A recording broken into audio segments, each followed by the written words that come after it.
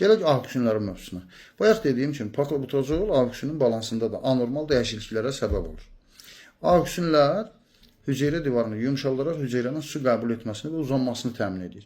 Bu təsir əsasən gənc toxumalarda, yəni apikal meristemlərdə müşahidə olunur, yəni təpə nöqtələrində, apikal meristem, yəni təpə nöqtələrindəki hüceyrələrdə inkişafında özünü göstərir, xüsusilə apikal dominantlıq, yəni baş tumurcuğun üstünlüyü. Baş tumurcuqda yüksək auksionun səviyyəsi formalaşır. Bu da yan tumurcuqların inkişafını yatırır. Yəni bir tumurcuq salxımı olur da, yəni bir tumurcuq topasının içində bir dənə normal tumurcuq olur. Qalanları isə inkişafdan dayanır. Bu da bitkinin məsələn, ağacın özünə gələndə, ağacın quruluşuna gələndə isə ağacın yan budaqları dayanır, bir gövdə başlayır uzanmağa, bir gövdə inkişaf edir. Paklobutrazol tətbiqi zamanı auksion anormal şəkildə çoxalır. Yəni auksion azaldıqda yan tumurcuqlar inkişaf edə bilir. Çoxalırsa yan budaqlar və yaxud da yan tumurcuqlar fərqi yoxdur. İnkişafı dayanır və ağac şam ağacına oxşayır. Azalanda da əksi baş verir.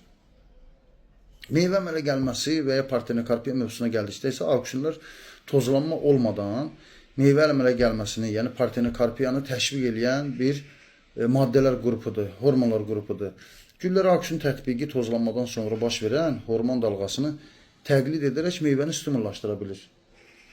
Məsələn, auksionlar absisiya deyilən bir zonasına, absisiya bilir, o bəzən kartilic nöqtələrdir, meyvənin tökülmə nöqtələri ki var, qopan nöqtələri ki var.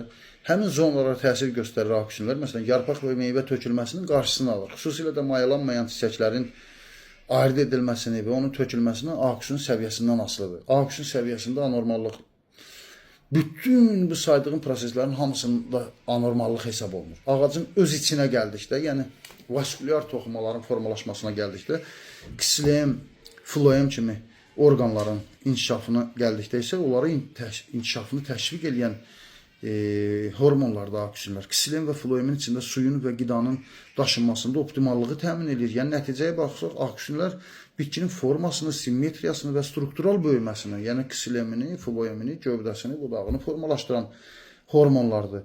Kök və tumurcuq balansını tənzimləyir. Meyvə əmələ gəlməsidir, toxum əmələ gəlməsində mühüm rol oynayır. Yəni paklobutrazol tətbiq eləməklə biz yəni hələ stokininləri danışmıram. Stokininlərdə bir ayrı mövzuda auksionlardan danışdım. Uzun oldu mövzu, baxıram 12-13 dəqiqəni keçdi. Yəni demək istədiyim paklobutrazol tətbiqi birlik bitkilərdə, ştilxanalarda tətbiqi uyğundur. Şaftalı bitkisində məsələn istifadə eləməsinə məsləhətdir. Heç almanın özündə belə, armudun özündə belə mən tətbiqi məsləhət görmürəm. Çünki onun periodikliyinə daha çox ciddi təsir göstərir. Onun periodikliyini daha da aktivləşdirir. Yəni bir il məhsul verirsə, növbəti il konkret olaraq heç məhsul vermir. Yəni bəzən olur ki, növbəti il az məhsul verir. Yəni paklobutrazol tətbiqindən sonra növbəti il heç məhsul vermir. Belə. Yəni mən paklobutrazolun gilasa tətbiqi mövzusunda bir-iki paylaşıma rast gəldim. İstədim fikrimi bölüşəm sizlə ki, yəni heyfsilənməyin paklobutrazol vermədiyinizə, ümumiyyətlə verməməlisiniz. Məntiqli bir yanaşma, dünən bir yoldaş zəng eləyib mənə paklobutrazol tətbiq eləmək istəyir sahəsinə. O mövzuda məndən fikir soruşdu. Ona da fikirlərimi bölüşdüm, söz yox. Amma yəni məsələ ümumi onu kimi bir çox fermerlər var ki, bu günləri TikTokla bağını idarə edir də. Yəni TikTokla bağ idarə olunmalı deyil, akademik yanaşmalar lazımdır. Bir dənə kiçik bir səhvdir. Yəni söhbət toplamda 1,5 qram, 5 qram, 10 qram, 3-5 qram paklobutrazoldan söhbət gedir 1 hektara.